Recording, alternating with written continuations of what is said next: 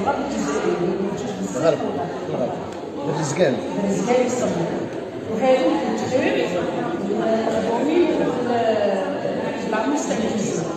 السلام عليكم.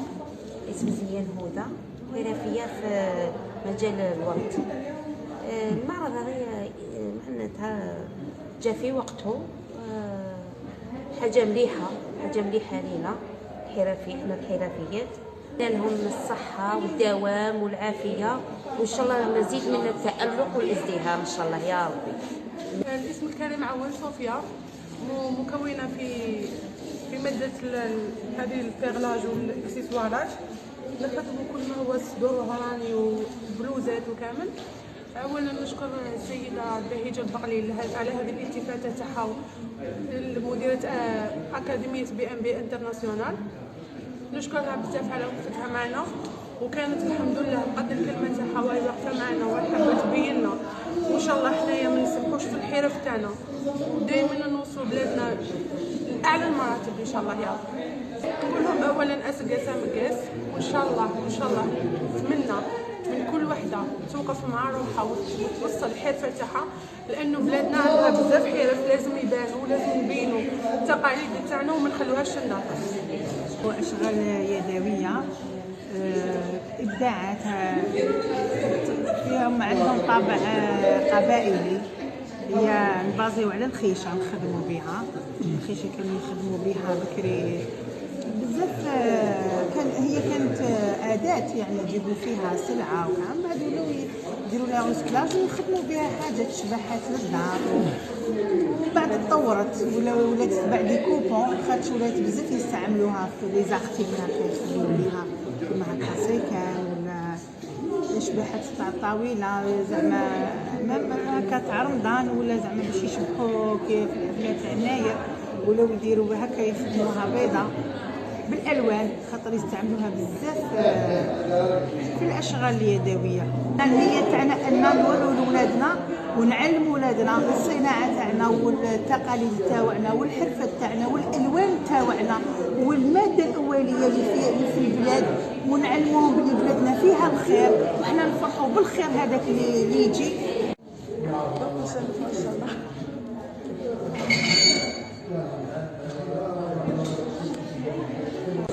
السلام عليكم. جيت اليوم نقدم يعني مثل محلنا التجاري قبيصة AMD. نقيم في فريق اكزاكت في التزوين. هذا المجال تاعنا متخصص بالتصنيع، يعني الطباعة الورقية والحرارية. جينا اليوم على المعرض باش يعني نورو لكم خدمتنا بمناسبة يناير. ماذا تقولين بمناسبة الاحتفال بالسنة المسيحية الجديدة؟ أتمنى لكم عام جديد جميل، وإن شاء الله يجوز عليكم بالفرحة إن شاء الله. السلام عليكم ورحمة الله. بمناسبة العيد الوطني يناير ويعني تشجيعا للحرفيات، قمنا باسم تنظيم من أكاديمية BMB تشجيعا للحرفيات، يعني قمنا بهذه التظاهرة. من بينهم أنا كمديرة الأكاديمية، ولكن غادي نشارك مع الحرفيات حتى بعض الأطباق التقليدية، بعض الأشياء اللي نعلموها. اللي مختصة فيها اسمها الكروشي مودرن، كروشي عصري. هي حنايا من زمان نعرفوا الكروشي، بصح حنايا عصرنا فيه، دخلنا له لمسة عصرية. بناتنا يحبوا حاجة عصرية، حنايا طورنا فيه. على ماذا تعتمد أساسا هذه الحرفة؟ تعتمد على إبرة وخيوط على مكان، والتقنية يعني التقنية باليد، التقنية كلش باليد، كلش خدمة باليد والتركيز.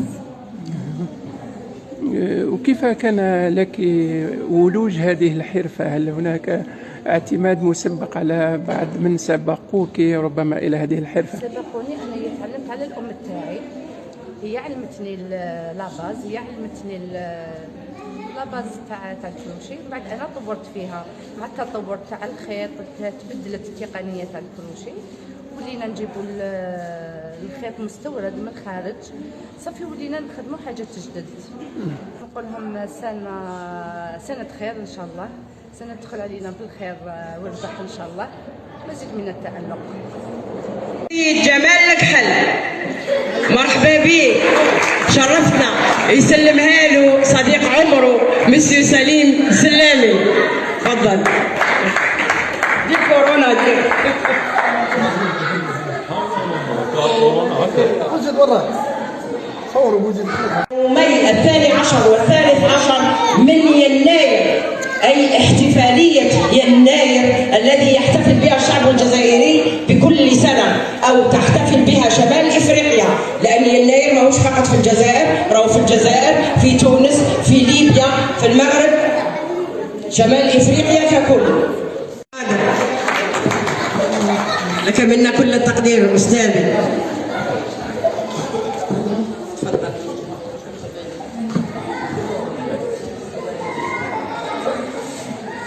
والله ما في محمد والله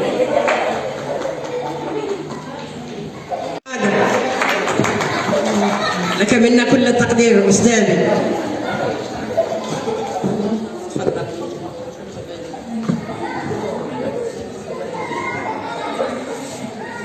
والله ما في محمد والله. السلام عليكم، مرحبا بكم. اولا نرحبوا بالحضور كامل بالمناسبه هذه تحت شعار الجزائر يبرق، يناير يبرق الجزائر المنتصره. نظمت بلدية بوفالي بالتنسيق مع الاكاديميه معرض فيما يخص الارتيزان، الصناعه التقليديه في قاعة الترسيلي ليومين. يعني جاء الحضور من مختلف القطر الوطني. نحن دائما ندعموا النشاطات هذه، وحتى تنجز معرض في المستوى. ونشكر السيدة بهيجة وزميلاتها. شكرا. معنا الأستاذة بهيجة البقلي، مديرة الأكاديمية BNB انترناشونال أكاديمي الخاصة بالطهي. أكاديمية قامت اليوم بتنظيم المعرض الخاص بالاحتفالات بالسنة الأمازيغية الجديدة 2976، طبعا تحت إشراف بلدية بوفريك وفي قاعة الترسيلي. أستاذة، ممكن الحديث حول هذا البرنامج الخاص بالاحتفالات الخاصة بالسنة الأمازيغية؟ أكيد. أولا أهلا وسهلا بك سيدي الكريم، شرفت بوجودك وحضرتك وتواجدك معنا.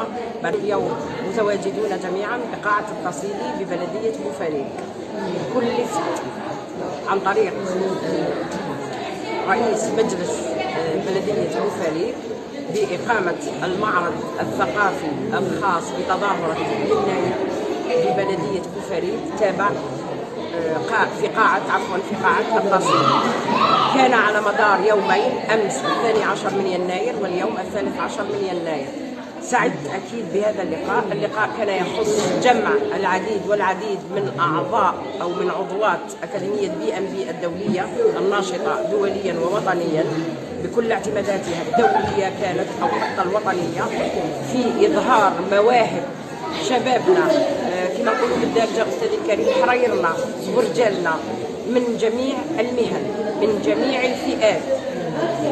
حبينا نبينوا للجميع ونقولوا باللي الجزائر ولادة، وباللي كذلك بلدية بوفريك إذا كان عليها بعض التعتيمات وكانت مهمشة بداية من الأمس، قررنا أن احنا ناخذ كأكاديمية دولية بالتنسيق مع بلدية بوفريك أن احنا رايحين نكونوا، رايحين نعلموا ورايحين ندربوا العديد من السيدات الماكثات في البيت، الفئات الهشة، مريضي السرطان، مريضي التوحد، سنقوم بتدريب وتمهين هؤلاء أكيد بشهادات معتمدة وطنيا عن طريق التكوين المهني الجزائري وعن طريق الغرفة الوطنية للصناعة والحرف، كي نظهر للجميع وللعالم العربي والأوروبي كفاءة وقدرات الشعب الجزائري.